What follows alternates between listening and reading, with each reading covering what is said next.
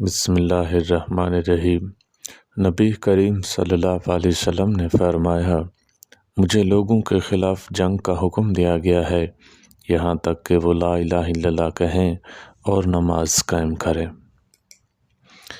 حضرت عبداللہ بن عمر رضی اللہ تعالیٰ عنہ سے روایت ہے، رسول اللہ صلی اللہ علیہ وسلم نے ارشاد فرمایا، نماز صبح کا وقت صبح صادق سے سورج کے طلوع ہونے تک ہے۔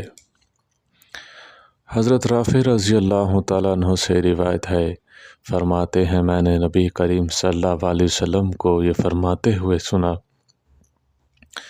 فجر خوب اجالا کر کے پڑھا کرو کیونکہ اس کا اجر بہت زیادہ ہے۔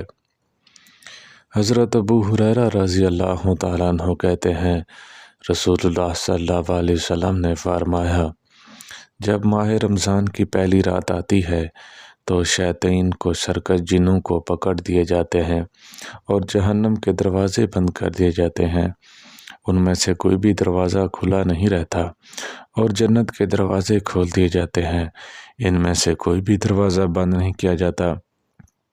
پکارنے والا پکارتا ہے، خیر کے طلبگار آگے بڑھ، اور شرب کے طلبگار رک جا، اور آگ سے اللہ کے بہت سے آزاد کیے ہوئے بندے ہیں، اور ایسا ہی ہر رمضان کی ہر رات کو ہوتا ہے۔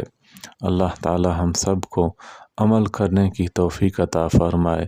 وآخر دعوانا ان الحمد للہ رب العالمین۔